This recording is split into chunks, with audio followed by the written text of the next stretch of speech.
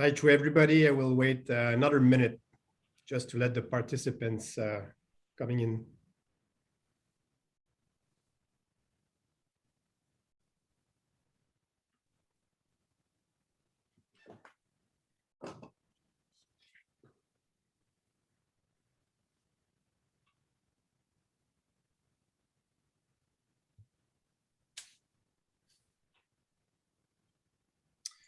Okay, we are already a little bit late, so we will start right away. First of all, I will present myself, and I'm Sylvain Cofsky, CEO of Innovitech. Innovitech is a service providers, and we provide consulting services to stimulate change in companies, institutions, entrepreneurs, and innovation ecosystem. And we have fostered a cutting-edge expertise in existing and emerging technology sectors such as green aviation, health, AI, H2, and some others. Just a few words on why this conference has been organized, and I would use the words already stated in the program. The UK and Canada are global leaders in supporting the development of an application of H2, and our two governments already work closely together, forging a shared understanding of the global implications of H2. So this conference, this UK-Canada Hydrogen Week, aims to bring a community together at the critical intersection of decarbonization and prosperity to steer and strengthen collaboration between the two countries, to create a co-learning environment beneficial to all parties and sensitize a wider audience to the opportunities that H2 presents to achieve net zero emissions by 2050. So we're looking at a better understanding and knowledge of both H2 ecosystems, increasing awareness of the H2 strategies and capabilities, and strengthening or fostering partnerships between the two countries. So I'll be your moderator for this panel. So this panel is divided in two different sections. The first panel is a Canadian one, and the second panel is a British one. This panel is called Industry-Led Activities or Case Studies for the Transportation Sector. So we have a couple of panelists coming from the transportation system that will present their activities, their case studies in that field. So I mainly have two questions, and those questions are the same for the two panels. The questions are, what are your activities related to production, distribution, usage of hydrogen, and more accurately in the transportation sector in Canada? And for the second panel in the UK. So I will ask my panelists on the first panel to take something like 5 to 6 minutes to present their activities. And the second questions right after that one will be to try to identify a way to collaborate with UK and what would be the benefit of it, of this collaboration. So right away, I will start the first panel by presenting very briefly, because of the lack of time, very briefly, the panelists. The first panelist will be Gordon Lovegrove. He is a UBC professor and also a departmental science advisor at Transport Canada and Infrastructure Canada. Right after Gordon, I will ask Josipa to take the floor. Josipa Petrunić is the president and CEO of Canadian Urban Transit Research and Innovation Consortium. After that, I will ask Laurent to take the floor. Laurent is the Director of Government Affairs and Partnerships at Hydra Energy. And this panel will be closed by Nicolas Pocard, which is the Vice President Marketing and Strategic Partnerships at Ballard Power Systems. So maybe the first questions for Gordon, and maybe it's more of a, you will set the scene for the other panelists. I will ask you, Gordon, if you could give us an overview of what is going on the H2 world.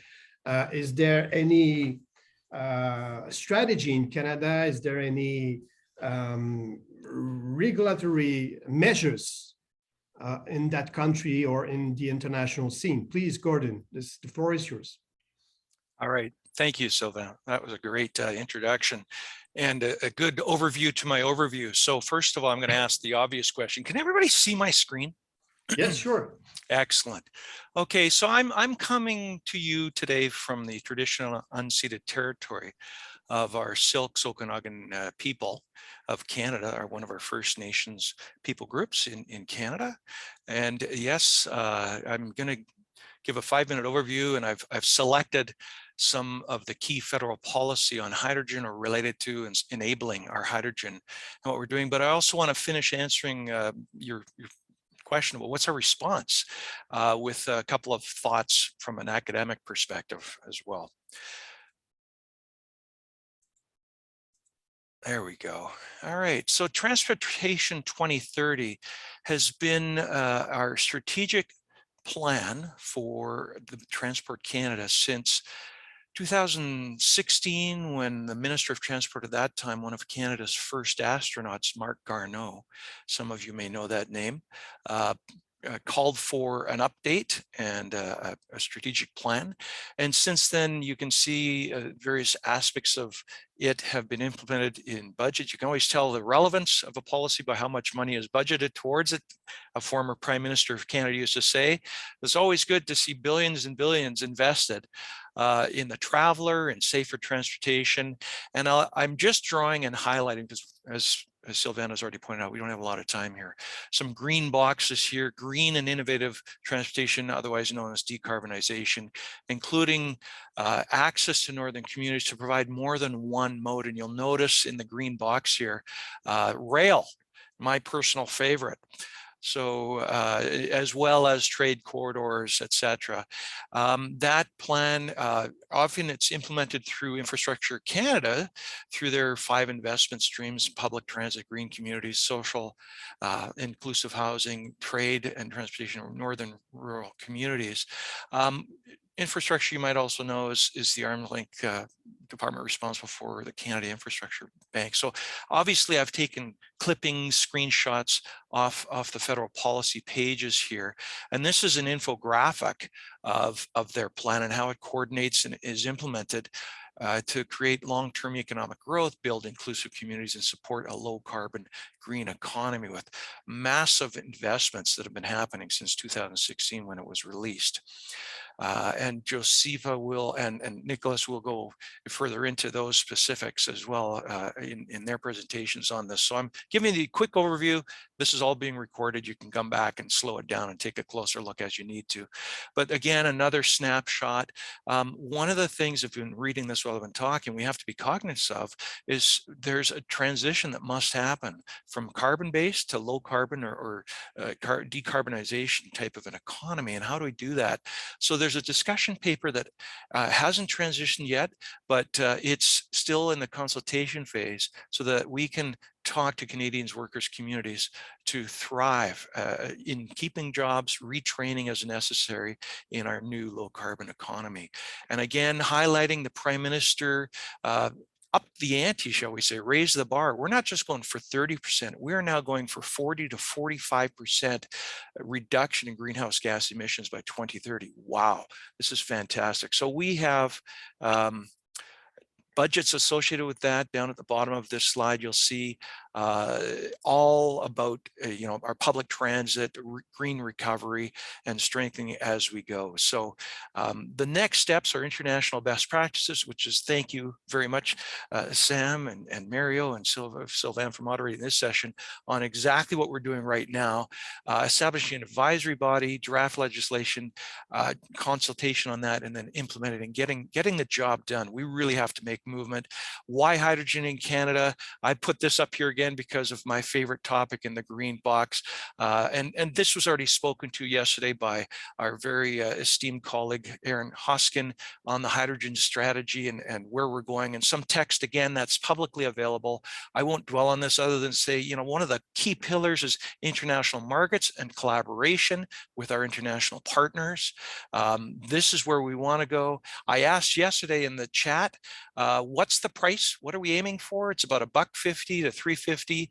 The Americans, you should know, have a 10-year goal to, by 2030, have the price of hydrogen down to $1 per kilogram. What's interesting about that is that would work out to about $1.20 Canadian. So we're in the ballpark, but they're aiming for it. They're calling it their hydrogen shot, kind of drawing on the moonshot idea. It's a big undertaking, we all know that, by 2030, not by 2050, and it's really important. We expect, greenhouse gas reductions. If we go up to 40 or 45%, then we're talking even higher than these numbers in the boxes. And we have to go there. We have a huge mandate, but there is a business case for this to the tune of over $47 billion per year in Canada alone, not to mention worldwide. So there is a business case. It's being made. We need more business analysis to go there. Clearly, fuel cells, and I'm setting you up now, Nicolas, offer the greatest advantage over batteries, but Canada is also pushing on, at UBCO ourselves, battery research and investment as well. But with heavy duty, long range vehicles, fuel cells are the best way to go, including, of course, rail, which is my other bottom left challenge. We have to deploy, we have to have some early research, innovation, and deployment. And I think I'm getting close to my time, Sylvain. So I'm going to just conclude with this slide, and I'll say that leveraging academia, de-risking investments is critical.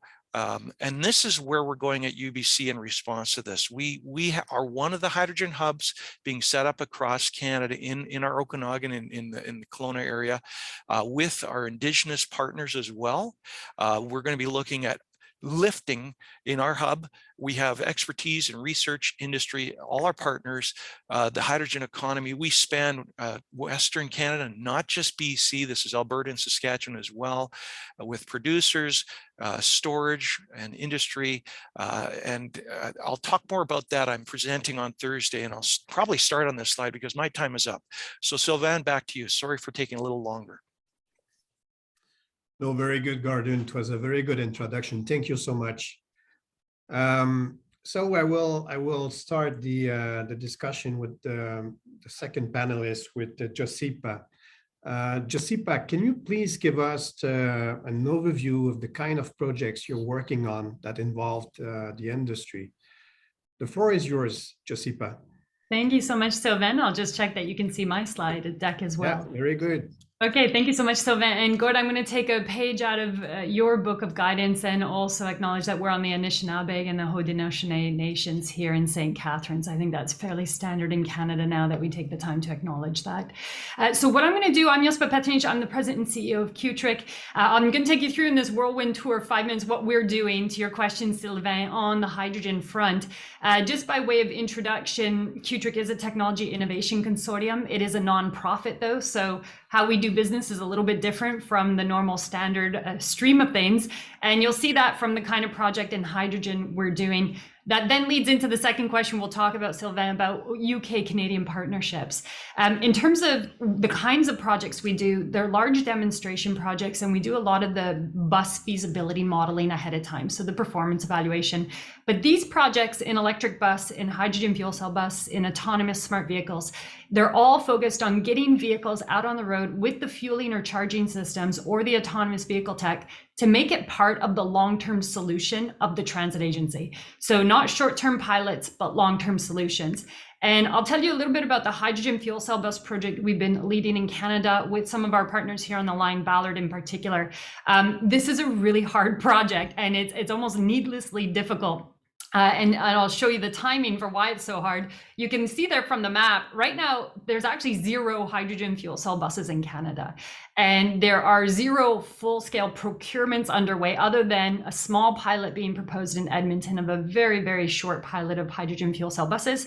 And right now, the My Way project that we've been leading with 10 fuel cell buses in Mississauga, which is just north of Toronto, is the only real show in town. The other one is in Winnipeg, a real leader on their transit agency. They're pushing for 8 fuel cell buses in Winnipeg. And a lot of that has to do with the fact that one of the manufacturers is literally in their back door. So it is a jobs creation story as well as an environmental story. Why is it so hard in Canada to get electric buses, or rather fuel cell buses, out the door. Well, our project shows a little bit of that. We've been working on it now for over 4 years. There is a champion transit agency, it's Mississauga.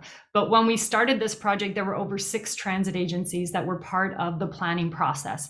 They all dropped off one by one, not forever, but they dropped off in large part because battery electrification and hydrogen fuel cell electrification were happening at the same time. They were all new, and most transit agencies didn't have the staff and capacity to look at 2 new technologies that required 2 entirely new fueling systems at the exact same time. We're starting to come out of that now, with several of our agencies in Canada having bought their first battery electric buses and deployed those systems, now turning their attention to all those parts of their fleet that cannot be electrified easily through battery electrification, that will require hydrogen fuel cell tech, and now they're coming back to the table. But Mississauga has stayed the course. They have had a number of local reasons as to why hydrogen has been their core goal for electrification for several years. The intention here is not 1 or 2 buses, it's 10 fuel cell buses, because as many of you know, anything under 10, you're really kind of wasting time and effort and taxpayer dollars, because you have to build out the entire energy system, the fueling system. This project also includes facility upgrades. So part of what is really new in this project is Mississauga has a facility. The buses will be stored outdoors. There's going to be a storage system outdoors, and that is all new. So you can see from this project, what we have here is if you know the geography of Greater Toronto, which I'm assuming most folks on the line do not, outside of Toronto on the west end is Mississauga. It's kind of a suburb of Toronto that's pretty much melded into the city now. If you drive down the highway eastward, you get to a city called Markham, not too far away. That is where Enbridge, a very large oil and gas producer and natural gas producer, is now involved in the hydrogen landscape with their electrolyzer produced by Hydrogenics and now operated by Cummins. It is green hydrogen produced off the grid. It was produced off surplus energy before. There's enough hydrogen being produced there for 30 buses. The issue that Enbridge had was there were no buses to deliver this hydrogen to, and no trucks and no cars. So we're shipping that hydrogen across the highway over to Mississauga. It's a local green scalable solution. It's the first in Canada, and we believe the first in North America with the outdoor storage solution, the long-term hydrogen that's green, and the first of its kind of a delivery model in Canada. So we expect it to be scalable. But what are the challenges? I'm not going to go through all of this. All you need to do is look at the fact that on the left-hand side, we started in 2017, and now we're in 2021, and the buses still are not out on the road. And that is just because it's extremely difficult to organize all of the energy landscape, the fueling, the cost of it, the shipping of it, plus the facility upgrade. But it is now happening. And I'm not going to dwell on this because Gordy did a great job of it, but never has it been such a good time to start pushing for hydrogen bus projects in the country. We have loads of regulatory instruments that's making carbon evil and bad and very expensive. We have all these provinces, and now the federal government saying everybody wants a hydrogen strategy because there's jobs to be had in Canada. And now we have the federal government with a whole bunch of money on the right-hand side. These are all the funding programs we can go to. But I return to the key point, and this is the segue to your point, Gord, about this kind of hydrogen shot to get the price down to $1 a kilogram or $2. Our project right now, green, local, low volume hydrogen in Toronto, it's at about the $20 a kilogram mark. That is extremely expensive. The diesel equivalent is $6 a kilogram. So there really is no immediate cost savings overnight. And so what is going to have to happen is Canada is going to have to invest in a lot of major scalable demonstration and procurements in the first few years to get those price points down to make it really cost effective. It's a solution that has to happen. We know it by the laws of physics. We cannot get to zero emissions with battery electric alone. So I'm going to pause there because there is the segue to the partnerships with the United Kingdom. I will re-echo what Gord said. I'm a bus person. I really think that transit has a long way to go in terms of serving our needs to address climate change, but rail is really the winner. And we have a very little passenger rail in Canada, and we have a very, very, very great need to electrify or decarbonize that rail.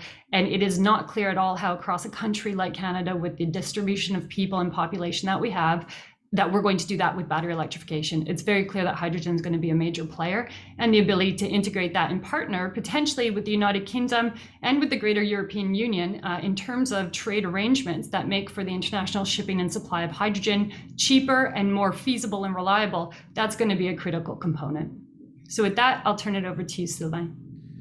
Very good, Josipa. Very good presentation. Very interesting to see the kind of projects you're working on. Now I will pass the floor to Laura. Laura, the question is the same for you on what kind of projects Hydra Energy is working on.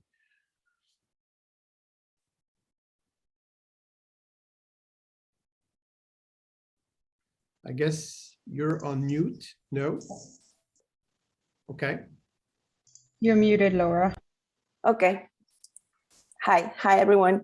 Can you see my video? I'm just sharing a picture of Hydra's heavy duty truck.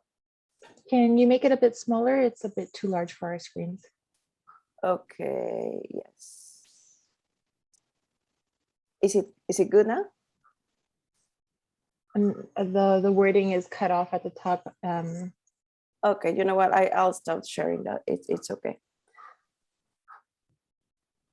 Okay, well, hello everyone. Thank you to the British High Commission in Canada for organizing this event and for inviting Hydra to participate at this panel. Hydra plays a role in all 4 areas of hydrogen value chain in transportation. We produce green hydrogen by recovering it from waste of chemical processes. We also store and deliver hydrogen via pipeline and 2 trailers that supply our first hydrogen refueling station. We finally also provide the technology to utilize the hydrogen. We're working with post-sale heavy-duty vehicles that can be converted from diesel single mode operation into co-combustion of both hydrogen and diesel. The name of the technology is hydrogen internal combustion engine. And while similarly to fuel cell vehicles, it enables the use of hydrogen transportation, Hydra's technology operates with existing vehicles and engines by installing a hydrogen system that can be removable and transferred into different vehicles. This system is currently displacing up to 40% of diesel use. Hydra is continuing to work to offer a product that can displace 100% of diesel. However, the current system is actually a great alternative to enable the transition to hydrogen transportation in the present time. If a vehicle runs out of hydrogen, it can automatically switch to operate on diesel until more hydrogen can be dispensed. This is actually a great solution for trucking while we are still facing limited infrastructure of refueling stations. Hydra is currently working with a service-based model. We call it hydrogen as a service. There is no cost to the fleets to convert their vehicles. They only need to commit to purchase hydrogen exclusively from Hydra. We own and provide service to these retrofit systems. And when the fleet operators decide to renew their vehicles, the system can easily be transferred into a new vehicle. This retrofit system, we can call it retrofit system, has 3 main components: hydrogen tanks that are usually positioned at the back of the cabin in the trucks. Also a mechanical manifold device that controls injection of hydrogen into the engine. And the most important component is an electronic control unit or a computer. This computer contains the intelligence of the system. There are, of course, also multiple safety features that will ensure the safe operation of vehicles, including harsh winter conditions like in Canada. Hydra chose to initially serve the heavy-duty sector. However, we can also install this type of system in smaller vehicles. Similar for the service model, we are initiating our work with the hydrogen as a service model. However, Hydra could also offer other business models in places where we are not supplying hydrogen. The technology for conversion of the trucks is currently commercial. There will be a press announcement actually tomorrow, so keep an eye on that. the hydrogen infrastructure is under construction. I'm referring to a hydrogen capture plant and a hydrogen refueling station that will be both based in Prince George, British Columbia. And we're planning to initiate operations of these two facilities in early mid-2023. Hydra is also planning to supply hydrogen to a natural gas supplier in British Columbia to reduce the carbon intensity of natural gas by injecting hydrogen into the grid. So as conclusion, and as you can see, the use of hydrogen in transportation is now available and very important, affordable. We are working with existing vehicles and we enable fleets to purchase hydrogen at the same price that they would be paying for diesel. The initial project is involving 65 trucks based in the region of Prince George, but we are inviting fleets in other regions, for now in Canada, to work with us. Thank you. Very good, Laura. Thank you so much. Now the last but not the least, Nicolas Pocard from Ballard Power Systems. Please, Nicolas, can you give us an overview of the type of projects you're working on related to hydrogen? Yes, thank you very much, Sylvain. I'm very happy to be with you. I'm this morning and I'm calling from Vancouver. And I'd like to acknowledge that also we are located on the traditional and unceded territory of the Salish Coast people here outside of Vancouver. So Ballard has been around for almost 4 decades now, and we are doing only one thing, is developing fuel cell technology. So since the very early days of the company, we have been developing, producing, servicing PEM fuel cell products. Today, we employ globally over 1,000 people. 850 of them are based in British Columbia here, but we also have a team of over 130 people in Europe and some teams in the US and as well as in China. So we're a global company and we are bringing to market fuel cell engines and fuel cell power systems. One of our main focus today in terms of market is really heavy duty mobility. This is where we believe that hydrogen provide one of the best value proposition because of its high energy density, and combined with the high efficiency of a fuel cell really delivers a path to zero emission mobility for vehicles which needs a lot of energy, which operate very long hours, typically like transit buses, trucks, train, or marine vessel. And this is where we believe that hydrogen and fuel cell have a really key role to play in the decarbonization of transportation sector. And if you look at the different hydrogen strategies, both in Canada as well as in the UK, really highlights the fundamental role that hydrogen and fuel cell will play in a decarbonization of this hard to abate sector. So that's our focus today. And when we look, started with the bus market, it's Ballard was the first company to ever power the fuel cell bus. It was back in Vancouver in the late 90s. But since that, we have progressed a lot.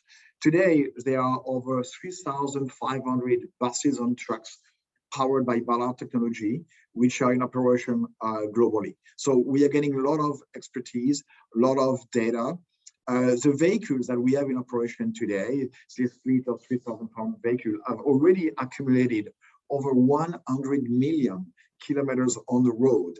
And that's tremendous experience that we have, understanding fuel cell vehicle operating in very different conditions. And from the really hot weather that we have in some central valleys in California to buses we operated in Norway or some other parts of the world. So today, really, we believe that, looking at working with our partners to bring zero emission fuel cell mobility in the heart of our cities. And, UK has always been very important for Ballard. We started actually the first buses we put, some of the first transit bus we put were in London in the early 2000s. And since that, we always had fuel cell electric buses operating in the streets of London. Today, we are probably around 38 fuel cell buses in operation in the UK, and that number should be reaching by next year over 100. So UK has been adopting for a long time fuel cell electric buses, and now what we're seeing that the numbers growing quite rapidly. We're seeing more and more fuel cell buses being deployed in the UK, but also outside of a bus sector, we start to see also demand, of course, for trucks, and we have projects in Europe, as well as in Canada, for example, in Alberta, where we are putting together a 60-ton truck, which will be operating between Calgary and Edmonton, to prove the value of fuel cell in the super heavy duty mobility. But what we start to see is more demand when it comes to off-road, and off-road is rail. We talked about it earlier, and I think Gord and Josipa mentioned rail. So we have actually two interesting projects I would like to highlight. One in the UK with our partner Arcola, and I think Richard is going to talk more about it, where retrofitting of a passenger train with one of our fuel cell systems for Scottish Rail. Very exciting project, which will be showed at the COP26 event. And in Canada, we have signed recently a project with CP Rail to build with them the first freight locomotive. 1.2 megawatt of fuel cell system will be retrofitted in inline freight locomotive, which will be tested by CP Rail. So it's very interesting to see that beyond passenger train, we start also to see the freight sector we're using fuel cell technology in order to decarbonize. So those are some of the projects we are working on today at Ballard in both sides, in Canada as well as in the UK. Marine is also another sector that we see a growth, and especially more in Europe. And we have a very exciting project in the UK, in the Orkneys Island with ferry, which is being built now. We should be operating there, one of the first hydrogen-powered ferry operating in Scotland. So as you can see, we have been already working on a lot of collaboration with the UK and some project there. But today, our focus is really to bring solution, fuel cell engine, to accelerate the decarbonization of the transportation sector, mainly in zero emission, mainly in a heavy duty mobility. Thank you, Nicolas. We did receive a couple of questions, and I will try a couple of ones just before my next question. A very direct one for Laura. How many vehicles do you have on the road, and is this an available technology right now? Yes, the technology is available. Hydra has retrofitted 4 vehicles by now. 2 of them are on the road, and the initial project involves 65 vehicles, all of them based in Prince George, BC. Thank you, Laura. I will take 2 other questions, maybe 3. Next one, does the installation of retrofit hydrogen ICE impact warranty for the OEM engine? I don't know who from you could answer this one, if there is an answer. So it does not impact the guarantee of the OEM. Hydra is basically focusing on the retrofit kit, and at the moment is operating with an insurance policy that is covering any potential impact into the rest of the truck. But as I mentioned, the system can be removable and transferred to a different vehicle in case of a vehicle switch or in case of any performance issue. Thank you. Maybe a next one. Aviation is a difficult sector to decarbonize. Please, can you comment on the use of hydrogen in aviation sector rather than road transport, where other options are available? Maybe Gordon or Josipa, I don't know if you have some comments to provide on that. Gord, did you want to start? Sure. I just want to make reference to Cristina speaking to it in the UK speakers panel, and just in case, because I know your time is tight, I'll just say absolutely, aviation is pretty well the fastest growing sector of greenhouse gas emissions in transportation. So we really have to go there. And for longer haul flights, we're actually working with an industry partner, Hydrogen in Motion out of Vancouver, that are working on a low pressure, so 50 bar hydrogen storage application for hydrogen fuel cells for aviation. We're doing research on this. This is exactly where we need to go. We have the UBCO in the Okanagan has to be literally across the highway from one of Canada's biggest aviation retrofit companies, and we're working with them. So it's indeed where we're going. It's early days though, and I would encourage everybody to keep asking questions like that. It's a tough, obviously you're fighting weight. So Josipa, take it away. Well, I mean, by the laws of physics, there are always challenges, that's for sure. But if I take a transit look at it, the question really is about aviation. But in Canada, some public transit is aviation. There's remote communities where you can only get to by aviation, small aircraft. In British Columbia, small aircraft are part of the public transit fleet. And we can envision more and more in order to be able to access communities across Canada as the northern segment of the country melts, literally melts because of climate change, and we lose ice roads. The only way to actually access communities that are isolated will be increasingly small aircraft aviation. So it's very likely that public transit in 20 years, 30 years will have to be, if we believe in equality of communities and equality of Indigenous peoples, that we actually have small aircraft. And it doesn't make sense that by 2040 and 2050, those small aircraft as public mobility are diesel propelled or jet fuel propelled or propelled by any other kind of carbon intense fuel. So the need is there, social equity demands it. Funding is not there though, and I don't see yet at the federal level a strategic eye towards small aircraft as accessible public mobility fueled by hydrogen fuel cell or battery electrification for that purpose. So we're at the start of that dialogue, but I think social equity is going to demand it, certainly in Canada, that it becomes more and more a part of the landscape. Thank you, Josipa. Thank you, Gordon. And I know that Cristina from the Aerospace Technology Institute would like to jump in, but we will keep this discussion going for the other panel, please. Maybe a last question before going to my next question. When do you see hydrogen becoming a highly traded commodity between producers and buyers? So right now, there is a decent production with only small contracts of buyers. So maybe Josipa, a couple of words on that. Well, I'll just talk about the clients being transit, public transit in the country. I mean, we've got about 15,000 buses in the country. They all have to be zero emissions by 2030, 2040, 2050. There's a very large chunk of that fleet, about 30 to 40%, that will really struggle to electrify with battery electrification, unless you're willing to spend tons of money on overhead chargers and so on. So hydrogen is going to be that landscape. And I do see that easily tradable landscape starting to emerge in the next 5 years on the basis that there's 2.75 billion and more billions coming at the federal level to decarbonize transit.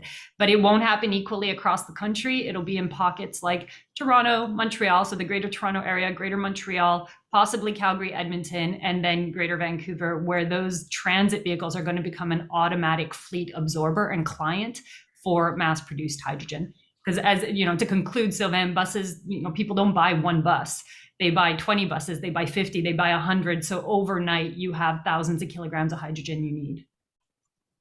Just add in that, government jumps in, or should, in my humble opinion, where you've got market failures, Sylvain. Right now, the cost per kilogram of hydrogen, it's up there, but it's actually competitive with conventional fuel, and it's going to get more so as Josipa correctly predicts. Transit companies use it, the economy of scale. We're the third, fourth largest hydrogen producer. It's not a production issue, it's a dispensing issue. We need to get stations installed for consumers, not just transit. UBC here in the Okanagan, for example, our hydrogen research facility will be right beside the city of Kelowna's future transit yard, which provides a beautiful opportunity for research in practice of a filling station for those buses. But not only that, you're going to need more stations for consumers. There's a huge latent demand out there for people that want to do the right thing and their part for the climate. So the government's got to step in here with some seed funding, like I mentioned earlier, about de-risking the investment for industry. We have to lift an entire sector simultaneously, and clearly we need some help. That's why we're having this discussion. This is really a good question, Sylvain. I guess we will have to prioritize somewhere. Thank you, Gordon. Maybe one last question. My second question, how will strengthening the collaboration between Canada and the UK help achieve or affect the development of hydrogen sector, and in particular in the industry of sustainable transportation? I will ask the question to Nicolas instead of starting with Gordon, and I will do the opposite way. So please, Nicolas, in a very, very few words, please. Okay, yeah, no, absolutely. And I think I gave the example earlier that, for the first fuel cell buses we ever put on the road were in London. So I think for us, we have seen actually the UK being with more advanced in terms of deployment of technology than Canada. So it has been for us, in a way to advance the market, to showcase the technology, having fuel cell electric buses in the street of London, which have been used by tourists, maybe used by politicians, been used by everyone.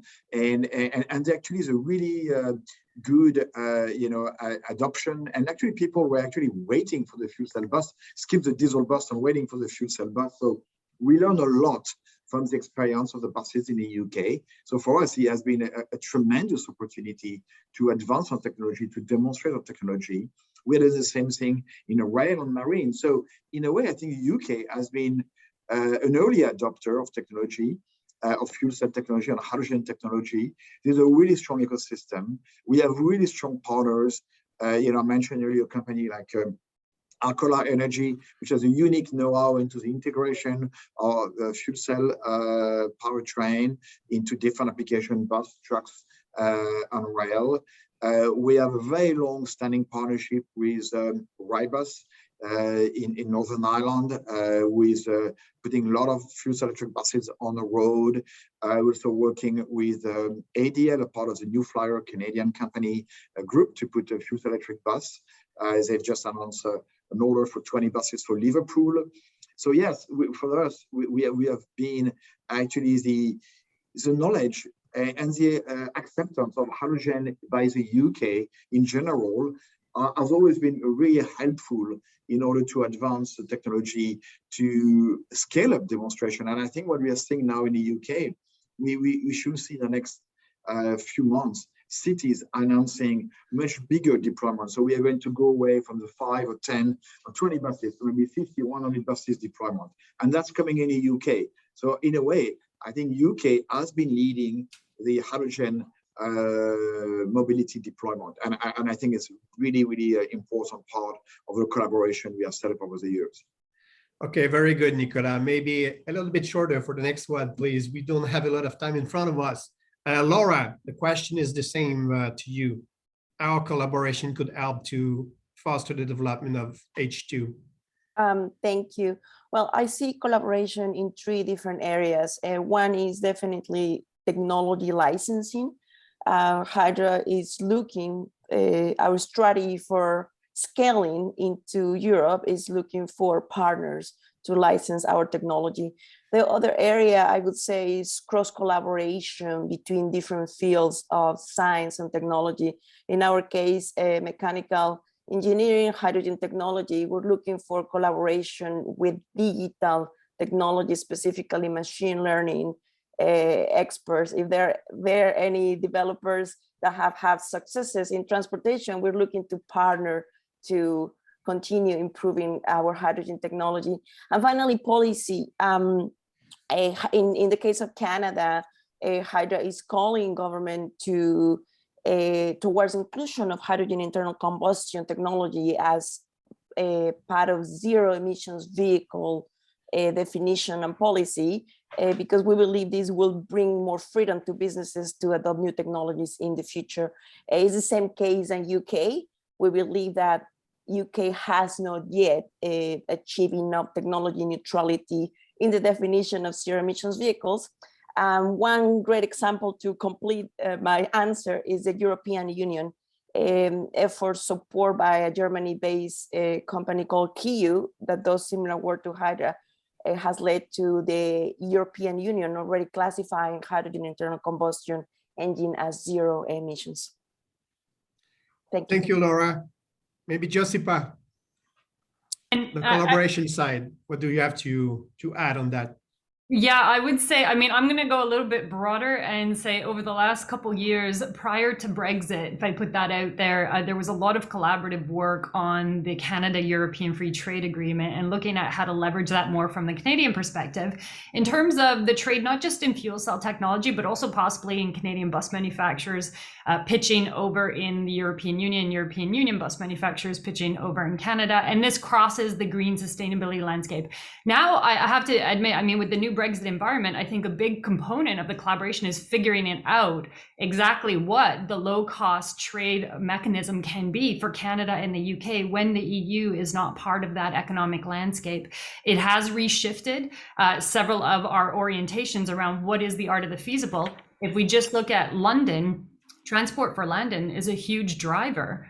Even without the EU behind it, Transport for London is a huge driver of battery electrification and can be a huge driver of all zero emissions technologies. So I do think there's a massive collaboration that has been under leveraged between Transport for London and the TTC and STM and TransLink in Canada. These are natural collaborations between two Commonwealth countries where there's already a pre-established historical pathway for free trade and market exchange. So the collaborations first figure out what the Brexit environment means for free trade in Canada and the UK, and then second, start partnering cities or transit agencies that are large transit agencies that are deploying these systems, because it's not just the bus, it is the energy system, and there's not a transit agency in the world that is fully prepared on their own. So that's where I would start, and I think that there's low-hanging fruit there, because on top of it, to conclude, there's a whole bunch of catapult-style innovation consortia set up by the British government in the UK, as there are in Canada, and so there's a natural collaborative framework between the innovation nonprofit consortia of the UK and of Canada to actually initiate bilateral programs of this sort. That's where I would start. Thank you so much, Josipa. Maybe Gordon, last word. Yeah, really quickly. I appreciate everything I've been hearing. And so I'll just say some of this has already been happening. The University of Birmingham has cross-pollinated into North America and Canada. My PhD students have been there with, for example, their hydrogen research program on Hydra, so hydrogen-powered hydrogen fuel cell trains. And one of their University of Birmingham's PhD graduates is now leading the Deutsche Bahn German engineering consultancy charge, working with Caltrans to implement hydrogen fuel cell transit, regional trains. We need to leverage that more. I mean, typically what you'll see is hydrogen hubs all across the UK, and Canada can learn so much from them. We've been, in fact, in our own setup and looking at what they're doing. And just back to a comment Josipa had made earlier about transport equity, Hydra to remote northern communities actually is a more economic solution, which can be engineered on the permafrost. But there's a research question even there where we could work with the UK on that. And so university researchers to help come alongside industry and inform government on good policy is absolutely critical. And the UK has just a treasure trove. They've been doing this already. They preceded us on Hydra. That's just one example. Aviation as well. And you know, Josipa has already mentioned it. Nicolas, you've mentioned it. Laura, you want to go there. We need to go there. We need to learn from the UK in a big way. And I see that as a huge collaboration opportunity. So Sylvain, thanks very much for moderating this session. We might have ran a little bit over, but this has been fantastic. Thank you so much, Gordon. And to conclude, I noted a couple of keywords this morning, maybe leadership, not only from the federal government, but as well from the local government, from cities, and from the industry and from researchers as well. I noted open collaboration. I noted as well regulatory mechanisms or measures. We will need the help of the government to incentivize maybe this sector, and we'll need to maybe prioritize some sectors We can do a lot on everything, but I'm not sure we have the ability to do everything. So we will have somewhere to prioritize. Many thanks to the panelists. It was quite interesting. I'm hoping that you will stay with us for the second portion of this panel, the British one. So thank you to all of you, and I hope that I will have the chance to talk with you later. Thank you. Thank you, Sylvain. Thank you, everyone. We're going Natasha, to take, do you want to say a few words, or Athena? yes, so we are going to take a 10-minute break. We will be back at 12 Eastern time. So in 10 minutes, we will be back to resume our panels. Thank you. Thank you.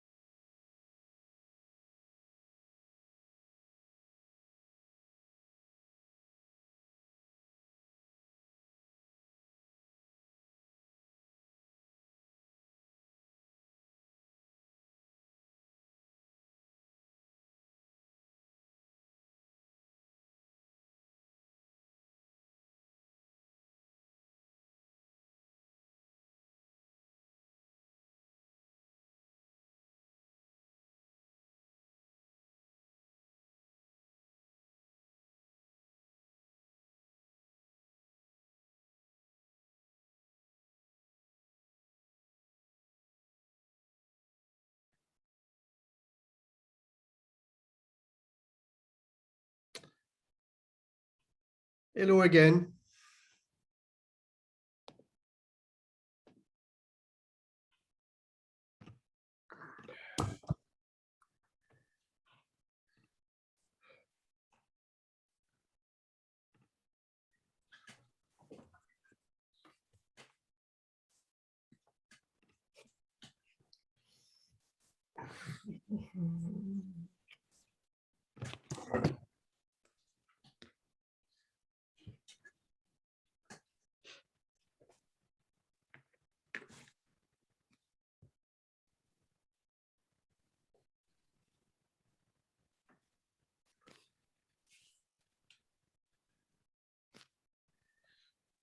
Do you have any questions on the on how it will goes? No, you're okay. Okay, very good.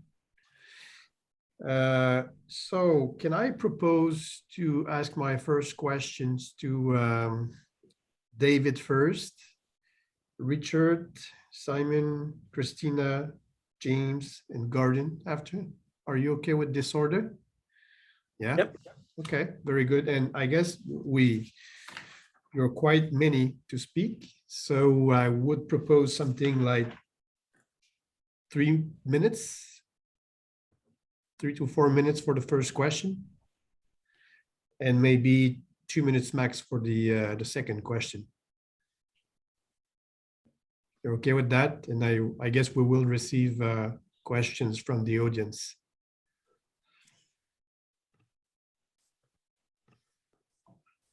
So was that 4 minutes, Sylvain? 3 to 4 Yeah, minutes? I would say so, between 3 and 4. Yeah.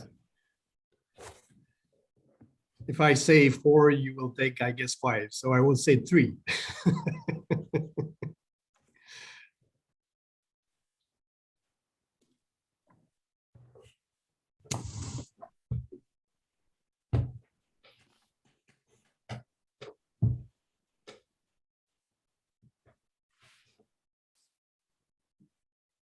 Oh, I'm live. Okay. I didn't realize that we were live right now. Any jokes?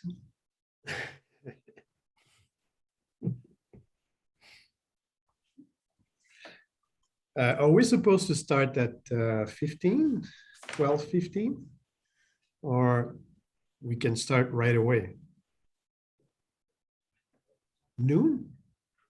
Okay, on my program, it was 12:15. Okay, so I will start right away. So do we have 45 minutes or an hour?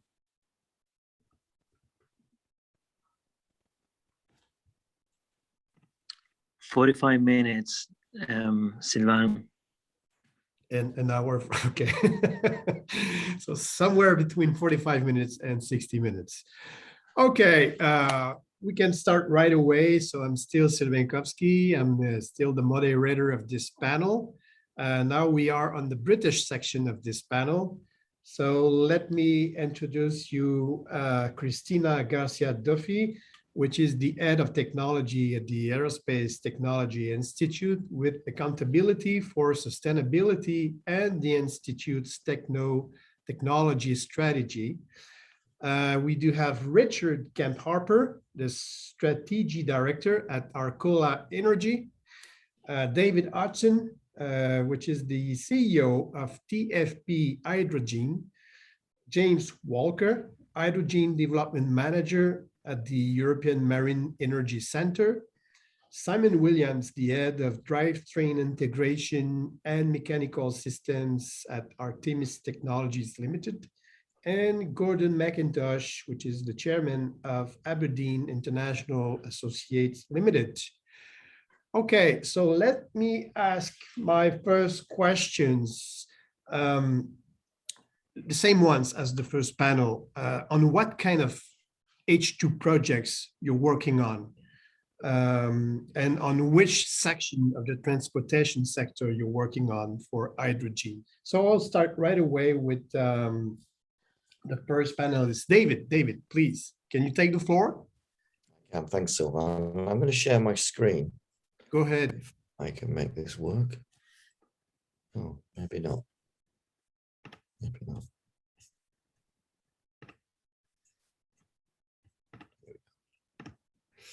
I will try and keep this short. So TFP Hydrogen Products is a relatively new business, although built on an old one. So I had a business company called PV3 Technologies, which we formed about 10 years ago. And in January this year, we were acquired by the James Cropper Group and became a wholly owned subsidiary of Technical Fibre Products Limited. The company was renamed as TFP Hydrogen to illustrate its focus that we've got on developing and manufacturing key materials to bring down the cost of hydrogen generation, green hydrogen generation in particular, for increasing energy efficiency and lifetime of electrolyzer technology in particular. TFP itself also has interests in hydrogen materials for hydrogen technologies through its use of, through its carbon non-woven materials used in fuel cells. We are small, but reasonably global company. TFP itself, as a subsidiary of James Cropper, is about 200 people. James Cropper about over 600 people worldwide. But we operate out of the northwest of England, out of the Cheshire region, and in the southwest of England as well, which is where my particular interests lie, TFP Hydrogen. We operate this manufacturing development project team down in Cornwall, more commonly known for tourism and agriculture, but we've got some pretty neat advanced materials projects going on there as well. We also have a facility in upstate New York, which allows us to think about how we might support the North American market here as well. But skipping on for the purposes of time, really what I want to highlight is that TFP and TFP Hydrogen are really embedded in the supply chain. You know, we've got the materials, the bits and pieces that make fuel cells and electrolyzers work and work at high efficiency and work over long lifetimes. TFP has now, with the acquisition of TFP Hydrogen, sits across the supply chain in many respects. So materials that go into wind turbines that can generate renewable electricity, that can then generate green hydrogen from that renewable electricity using the materials that TFP Hydrogen has, and then utilizing that green hydrogen through into things like fuel cells through advanced materials that are offered by our parent. I think the thing about this is that we're unlocking the opportunities in many of these technology areas by having refueling systems and technologies that are going to be cost effective in the medium term, and by having technologies that are going to utilize that hydrogen in a really effective way. So refueling and transport are two of our key sectors that we're looking at to deploy our materials. Now, I could talk much longer about the nature of materials, what they're used for, the technologies, but I think given in the interest of time, Sylvain, I might keep my powder dry and see if there's any questions around that, and let you have the floor back. Many thanks, David. You're quite between your 4 minutes. Very good, thanks. Richard, the floor is yours now. What Arcola Energy is doing on hydrogen right now? Thanks, Sylvain. Thank you very much. I hope you can see the slide there. Yeah. Brilliant. So Arcola Energy, we are specialists in hydrogen fuel cell integration. Nicolas from Ballard Power Systems already kindly mentioned us.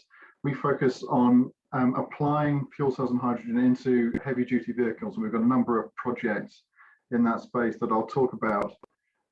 Over the last 10 years or more, we've been developing a core technology platform for integrating fuel cells and the necessary technologies into vehicles, putting together the hydrogen tanks, the fuel cell batteries, control systems, and electric traction into complete powertrain systems. Really pleased to say that at the heart of this, very often we've got Ballard fuel cells, and also traction motor side. We're working with another Canadian company, Dagenais, who make some of the traction motors as well. Really pleased to be working with them on this and a number of projects. So to give you a very quick example of some of the things we're working on, we've already heard quite a bit from the Canadian team about what's going on in buses. We're also working in buses on double-deck products with partners. We're working in trains. Again, this has been mentioned quite a bit. Active project there, converting a passenger train, existing train, to fuel cell. And importantly, as I'll say in a moment, working more on the route to getting that deployed on routes in Scotland. And thirdly, we're working on refuse collection vehicles. To translate that into Canadian, that's probably a garbage truck, am I right? That's for that and the bus and the train, the stage we're at is moving from doing the one-off prototypes to developing the fleets of vehicles now that will go into market and be deployed in key cities, and starting to scale up from one-offs to series production and fleets of vehicles supporting the transition that we'd all like to see to decarbonisation. So just finally, a quick focus on the train project. Rail's been mentioned already quite a bit. This is a project that's supported by Team Scotland, Scottish Enterprise, Transport Scotland, the Hydrogen Accelerator, and St Andrews University.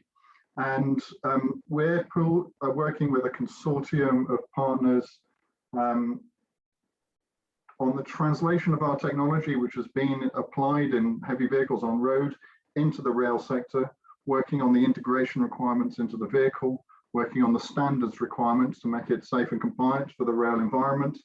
And importantly, working with Scottish supply chain partners, and also, very pleased to say again, Ballard involved in this project, and we're using a Dana system in the traction side to build up supply chain so that we can industrialize this technology and not just, again, have the one-off examples, but actually move to scaling up and development of this as a whole industry with a lot of supply chain opportunities. And I think probably, Sylvain, that's where I'll hand back to you, and we can talk about that collaboration requirement in the next session. Thank you very much. Oh, very good, Richard. Simon, please, as the drivetrain integration and mechanical systems head, what are you doing on the H2 side?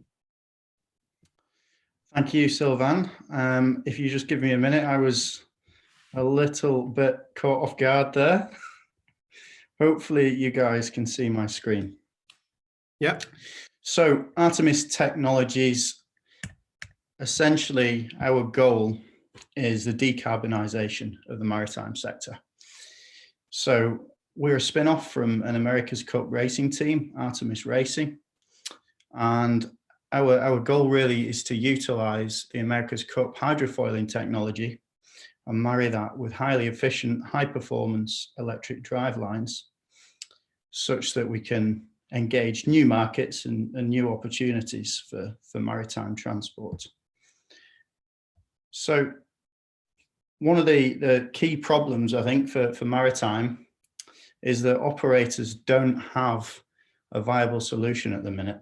And under new UN and government regulations, particularly the International Maritime Organization, there's a commitment to reduce shipping emissions by 50% by 2050. And that really needs us to embrace and engage disruptive technologies. So this is where we're focusing our efforts to try and provide a product that plugs that hole. One of the ways that we're doing that is obviously by using this hydrofoiling technology. So the idea is that we can lift the vessel out of the water, right in about 2 meters above the seas, reducing drag by around 90%, which is going to provide some significant fuel saving benefits. But what it also does is gives us a platform to install electric propulsion systems, currently with battery electric solutions, not hydrogen solutions, to open up those outer markets. What we're actually doing on the hydrogen front is making this vessel hydrogen ready. So we're engaging with various organizations, public and private, and really we're targeting this solution such that we can, sorry, 1 second. Yeah, we can supply, both battery electric and hydrogen. Sorry about that. So what else does this do for us, lifting the vessel out of the water? Obviously, we can introduce zero emission solutions. But some of the other benefits are actually really important for the rollout of these zero emission solutions. And that is no wake, comfortable ride, scalable, autonomous, and quiet performance. What this actually opens up for us are inland water routes where we can grasp those passenger carrying, routes where there's worries about coastal erosion and similar problems. So what we really want to do is help encourage people get off or out of their vehicles, out of the cars, and onto public transport, quite similar to the city region for urban bus transport. We can utilize those waterways. We're obviously in Northern Ireland. Northern Ireland has got a very rich heritage in the maritime industry. Obviously, building Titanic, we have Harland and Wolff. So really, we're trying to recapture the imaginations and repurpose that to position Northern Ireland as a global leader for zero emission maritime technologies. We're collaborating with a number of partners on the hydrogen front, initially on hydrogen storage solutions for our vessels, and also on supporting the feasibility studies for operational requirements and key routes in the UK and also some in Canada. Really interesting when we look at the North American region. I think there's over 180 private routes, or private and public routes rather, in Canada for passenger carrying vessels. So I think it's a really interesting opportunity for everyone to sort of look into and align on. And I think once we can get 150, 200 passengers onto one of these vessels, hydrogen actually becomes a really interesting value proposition. So that's what we're aiming to do. So yeah, very quick, but back to you, Sylvain. Thank you. Many thanks, Simon. Now, Cristina, the floor is yours. You're quite eager to jump in the question a couple of minutes ago. So now, can you tell us on what kind of projects you're working on? Absolutely. Can you see my screen? Yes. Yes. Great. So I work for the Aerospace Technology Institute. We are a collaboration between UK government and the aerospace industry, and we have a budget of about £300 million per year to invest in technology for aircraft. We have so far launched 340 projects to a value of £3.2 billion. And we're still going strong. In the last few years, we've had some developments on new aircraft types.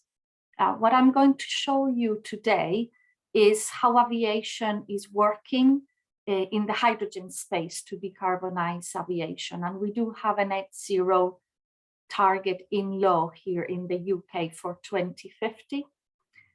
Why this is important is there is zero chance we're going to get to net zero without the use of hydrogen.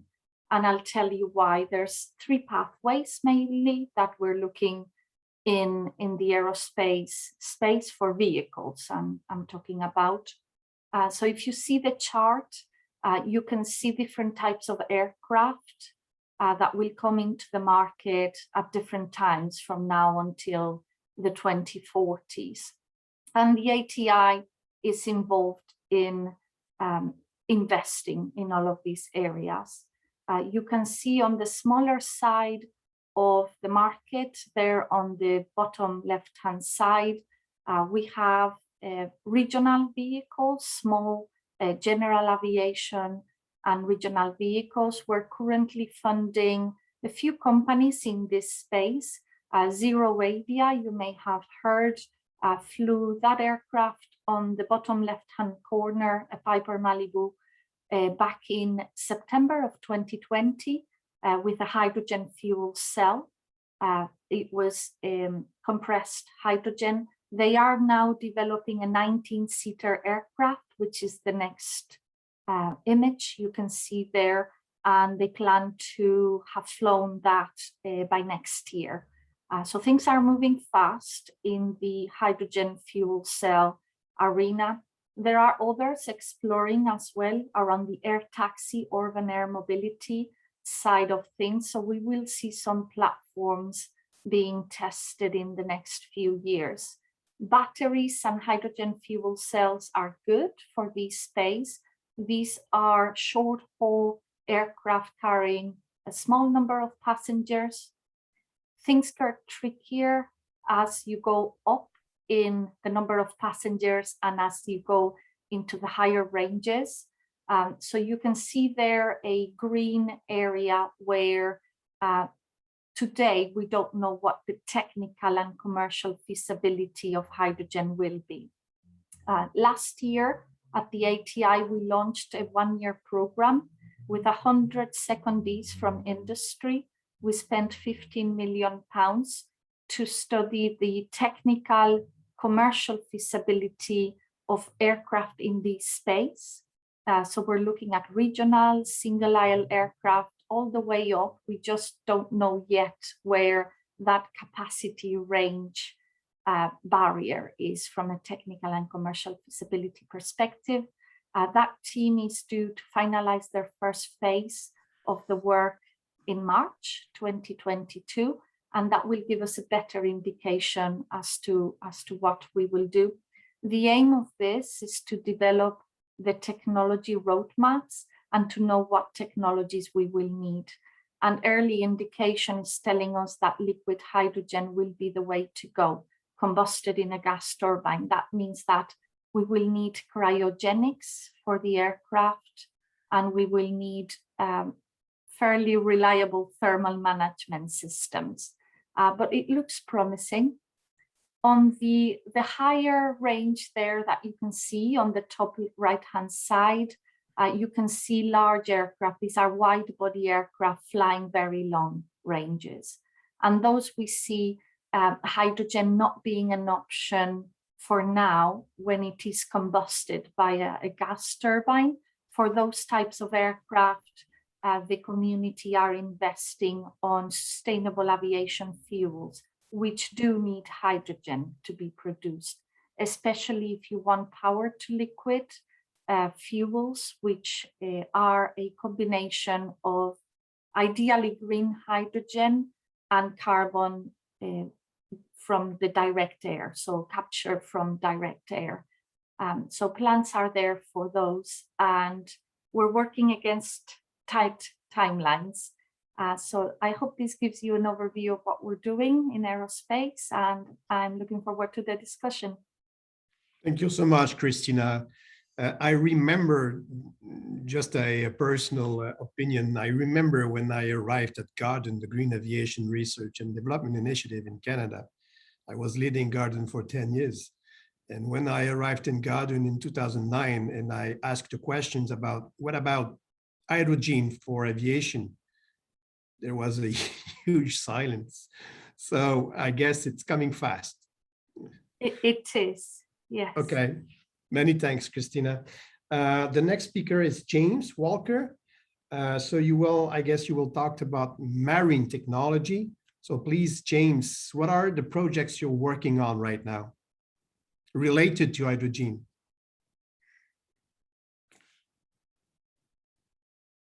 You're on mute, I guess.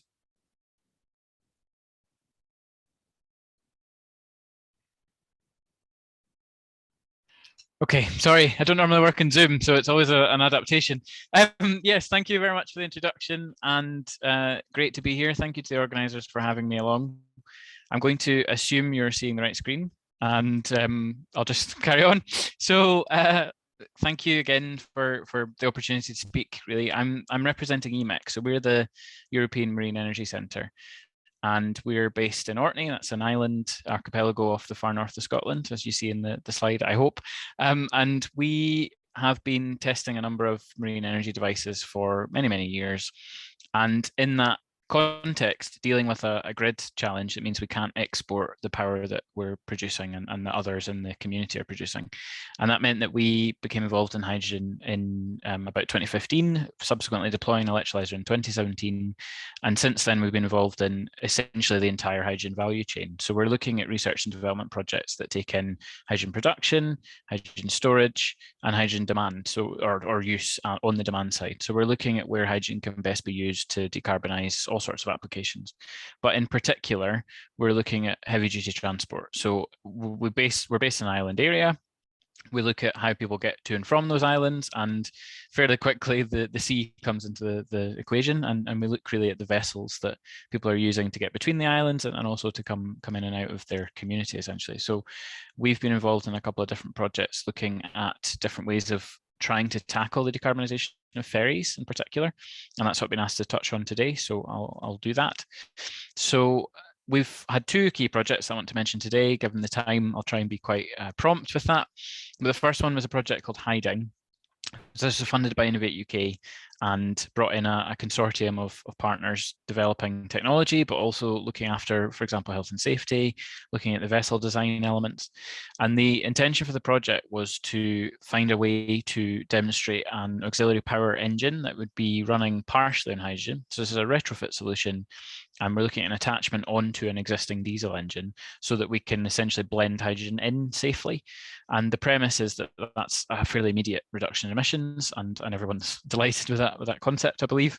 But we had some issues with regulation, really, because hydrogen isn't recognised yet as a marine fuel in the UK, and that's a fairly substantial challenge to overcome as the sector seeks to decarbonise. So we worked in that project really to try and influence that landscape, and basically we've built on that with a subsequent project I'm going to talk about here. So this is HyMet, that's hydrogen in an integrated maritime energy transition. And this has recently been funded under the Department for Transport's Clean Maritime Demonstration Competition, which just launched recently. And I could talk about this for about 3 hours, far less 3 minutes. So I'll just say we're doing a really broad program of activity, taking in various different technologies that will help to enable maritime transition to hydrogen. And we're hopefully going to build evidence around how those technologies can be used and support the organizations involved in commercializing their solutions. So you see a range of partners involved in that. It's an 11 partner consortium, so very busy activity, and one we're very much looking forward to taking forward. So hopefully opportunities to work together on similar opportunities in the future. Thank you very much. Thank you, James. And the last speaker for this panel is Gordon McIntosh from the Aberdeen International Associates Limited.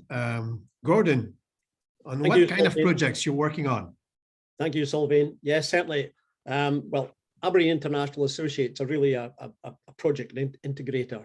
But today I'm going to speak also about my role as a director of Aberdeen Renewable Energy Group and the former director of Enterprise Planning and Infrastructure for the City of Aberdeen. Until I retired at the end of 2016. So I'm going to tell you a little bit about how we got into hydrogen in 2011. We started looking at hydrogen on the back of a wind project, the Aberdeen Bay, the European Offshore Wind Deployment Centre, which we did with Vattenfall, which is well known through Donald Trump's objections to it. So that was really the driver for us. How could we use some of the nighttime energy in relation to that project? So in 2012, we set out our first draft hydrogen strategy. And very soon after that, we joined up with two European projects, European funded projects, to deliver a fleet of 10 buses. And we had partners, including Van Hool of Belgium, who were the bus manufacturer, Siemens, Linde, Hydrogenics from Canada, and of course, Ballard. And it's important there to say, Nicolas, that we work very, very closely with Ballard, in particular with Daljeet and Randy in relation to that. And it was a great pleasure to work with them. And the project was about building the complete infrastructure. We built 2 electrolyzers. We built 2 fueling systems, 2 fueling stations, the required storage, and of course, the repair and maintenance piece round about that as well, and including, as I think as James said earlier, the health and safety aspects round about that.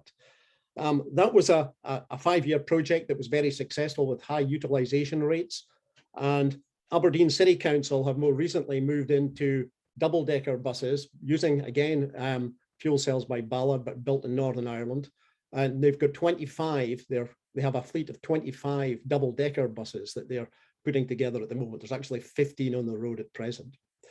Aberdeen, the city, have got 58 vehicles on the road just now that are hydrogen, including Mirais, Toyota Mirais, Hyundai i35s, 10 vans that have been converted from diesel, and including a refuse truck as well.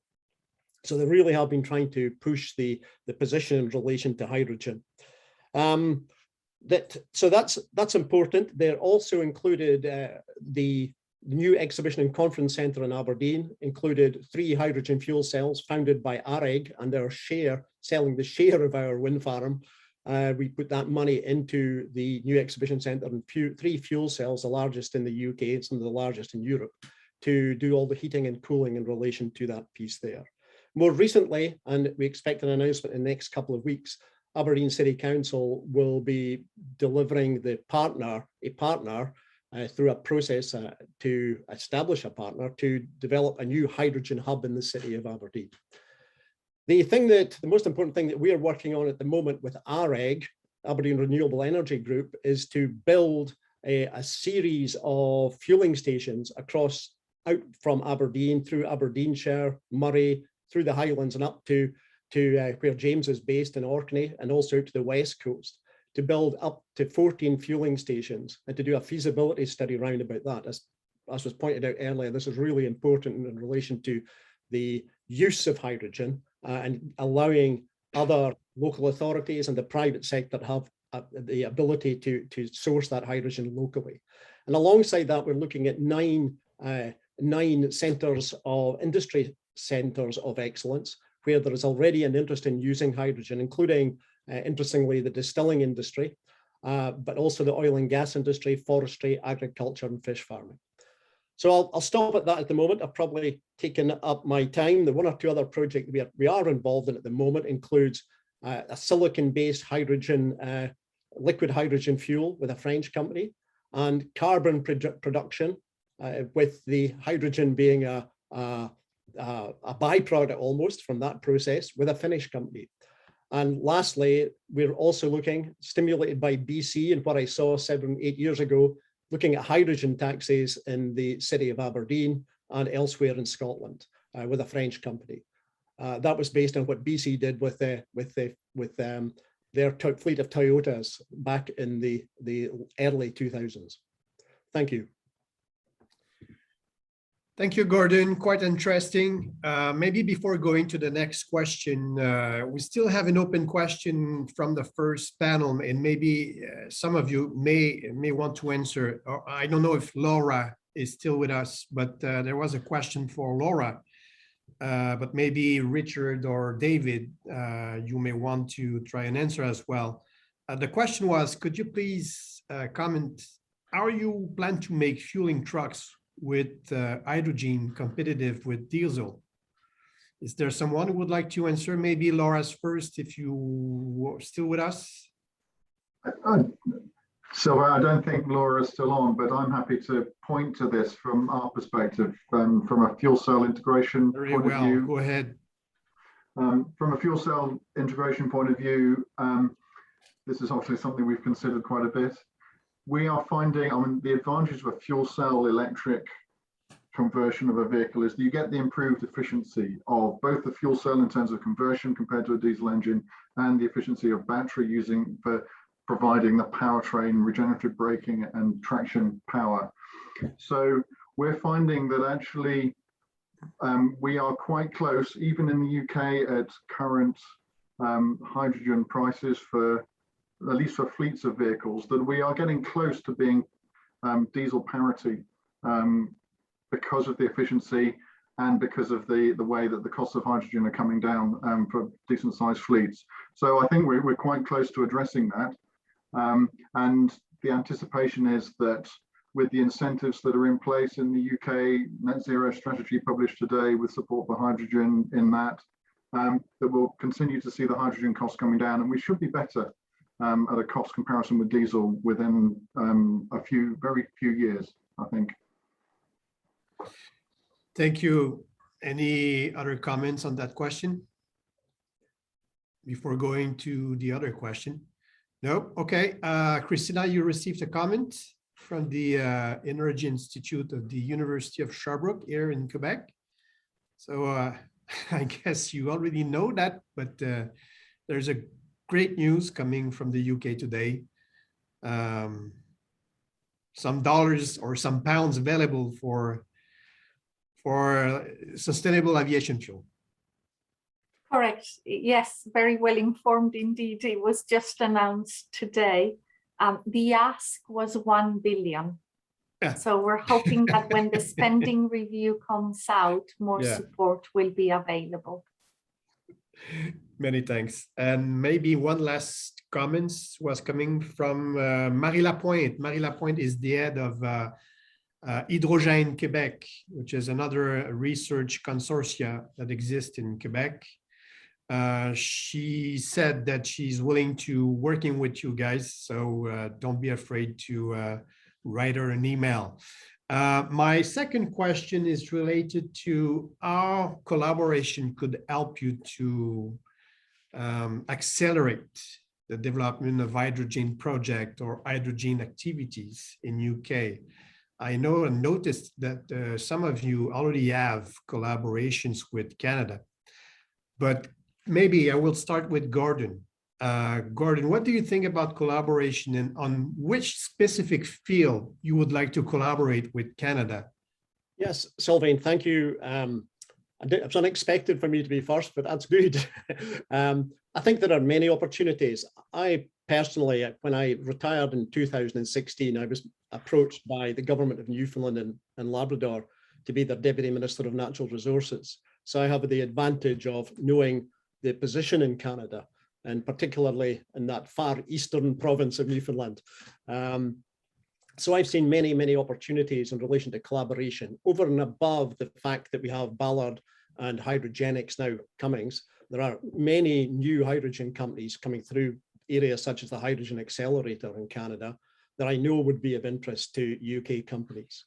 I think there are many technologies, and where we are, I was quite surprised when I went to Canada. I thought Canada would be further ahead than the UK was, given that I've been working with Hydrogenics and Ballard and their fantastic technologies. But there are real opportunities for the experience that's been built up in the UK over the last few years to apply that and to work in collaboration with both the technologies, but also with government to put these in place. Currently, I'm working with a small company, relatively small company in Newfoundland and Labrador to put a demonstrator project together in Newfoundland and a place called CBS, Conception Bay South. And that has been a very, very interesting project to take forward. Newfoundland was one of the first places in Canada to really adopt hydrogen, but it didn't go much further forward in the island called Ramnia, where they had Hydrogenics were involved there. That hasn't gone much further forward, but in places like Quebec and Newfoundland and Labrador, with so much hydropower, there's a real opportunity to learn from some of the British technology to how you can capture the opportunity to manufacture green hydrogen and export it to markets around the world. Okay, thanks. Very promising. James, now, the same question to you. Do you already collaborate with Canada? I noticed a project related to BC, if I remember well. Can you talk a little bit more about collaborations with Canada? So we have existing collaborations with Canadian organizations on the marine energy side, and that's quite a well-established area for us. But on the hydrogen side, many of our partnerships are with UK and European-based organizations. I think that there are two main ways that we collaborate with international actors, and those are either through bringing technology developers to Orkney to demonstrate. So whether that's deploying on the ground or something more like sticking something in the water and seeing how it works. That's our primary means of working with those types of organizations. And as Gordon mentions, there's a really great ecosystem of technology development in Canada in this sector. So good potential there. the other side of our main international collaborations is around what we call replication in many of the projects we're involved in. So we work in a number of the big European Union fully internationally collaborative programs that are looking at hydrogen regional development. And we're playing a role in those projects where we say, oh, in Orkney, this is working really well, or, oh, actually in our projects, we find this particularly challenging. Maybe you should think about that for your developments. And I think there's a great scope for us to support particularly some of the coastal communities in both Pacific and Atlantic coasts in Canada in looking at how they might adopt hydrogen-based solutions. However, particularly based on the presentation we heard earlier from Josipa, looking at the urban transport environment, I was really struck by how many of the challenges that she highlighted that we experience in Orkney, despite having such a different landscape and geography. So I think I would turn that coin round and say also we can benefit immensely from experience in Canada. So we're really just open to looking at what is being learned from these research projects and how we can take that forward in a more constructive way internationally. Thanks, James. Now, Cristina, same questions for you. Do you already collaborate with Canada? And maybe you could, if you have something to say about it, try to answer the questions we have, because I think it will be related to what you're doing. Yeah. We've had bilateral calls with other countries where we identify common areas of interest in technology areas, and then we pool the funding to collaborate. So that's one mechanism that would help some of these technologies be exploited. The second tranche, I would say, thought leadership. We just released in June a paper with Airports Council International World. They're based in Montreal. Yep. And we had a collaboration from various Canadian organizations. This looked at ways to integrate hydrogen aircraft into an airport environment and to use that hydrogen for ground support equipment, for buses, for others. That helps. We are now using the guidelines from that paper to apply it to 5 UK airports. And I know that there are plans for other Canadian airports to explore. The third and last point is last year, the Prime Minister established the Jet Zero Council. It's a moonshoot type of program.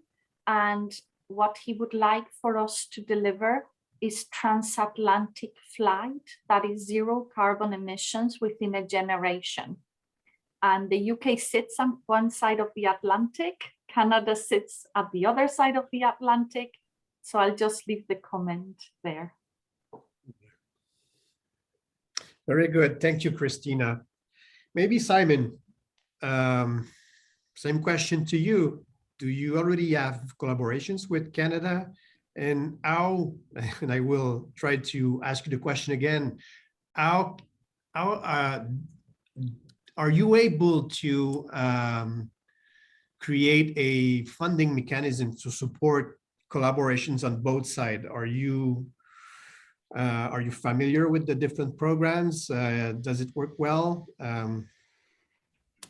Yeah, so I think quite simply the answer to that for us at present is no, that our funding programs usually work within our local or national government.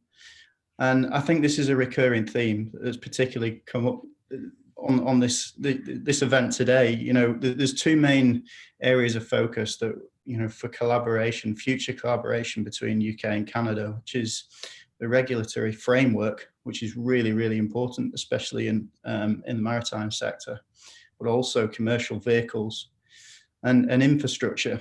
And one sort of leads the other. And then the third factor that's sort of sitting below those two, the elephant in the room, is the lack of this low cost free trade mechanism that Josipa was talking about earlier. So we've got a lot of work to do to solve those problems. And I think it's great to hear from the Canadian side that the UK is seen as a leader in the application of the technology. but I think it's fair to say we can both learn a lot from each other. But at the minute, we need the ability and the mechanism to be able to do that. We need bilateral funding agreements. It's great to see the UK strategy released today. We had the plan for that released in August this year. I think Canada released their their hydrogen strategy in December 2020. But we need to bring those two together and somehow find a way to collaborate on a higher level, I would think. So, yeah, at the minute, in terms of our collaboration with Canada, there's nothing directly that we can talk about today. Obviously, it's an exceptionally interesting area for us, just on the points that I spoke about earlier. So there's a lot of focus on our side, but more to do. Thank you, Simon. Maybe Richard, something else to add on the words we just heard? Sure. So, I mean, as an integrator, the quality of Arcola Energy's products is dependent on not just our own work, but on the quality of the subsystems. And that partnerships and collaboration around the development of those subsystems and how they fit into our system is really important. So, I've said already, it's been mentioned, we've been working with Ballard Power Systems for many years with their fuel cells and integrating them into our products. Dana as well on the traction side. And so the more we can collaborate in those partnerships on improving the relevance of those products and to meet our requirements. And also from our side as integrators, we're seeing, say, in the rail sector, the requirements around standards emerging for these products to fit into that environment compared to automotive. We can feed those requirements and the standards that are necessary back to our partners so that they can align their products to meet the needs of the market. So that sort of actually quite technically detailed collaboration is really valuable. And to answer the sense of your question, the sooner we can get the best quality products into the market, the sooner we will accelerate the development of the market for hydrogen and fuel cell vehicles and other products. Thank you, Richard. Maybe sorry about that. One last words from David.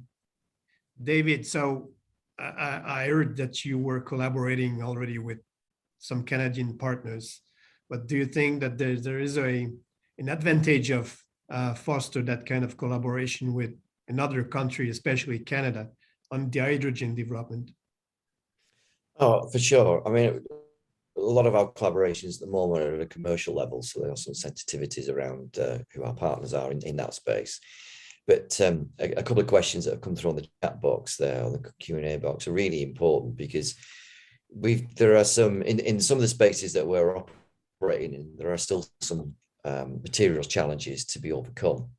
We use it in some of the technologies, some quite rare materials are being used, and we need to look at alternatives to those or ways of using at lower levels with the same performance. And that's quite a crossover between sort of the different TRL scales in the research landscape. So, a combination of academic and industrial research is going to bring something forward there. And I think one of the important things is when people are thinking about designing new mechanisms by which innovation can be and collaborations can be supported and facilitated, is to make sure that the timescales and the spin-out benefits can come at different levels.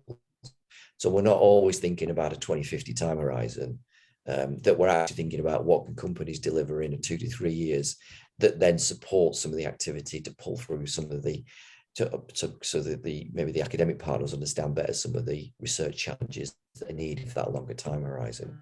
I really like Cristina's illustration of how that's been done in the aerospace sector, thinking about this in bite-sized chunks. And I think some of the challenges we've had with some of the very long-term programs, such as Horizon Europe, is that by the time the project starts, you've almost realized you don't want to do it, and you've still got 4 years of funding to move forward with. So, getting it in smaller bite-sized chunks, I think, is going to be really important. And it's an international effort. We recognize there's some major players, both in the academic and the industrial space in Canada, and we'd love to be part of that ecosystem. Many thanks, David.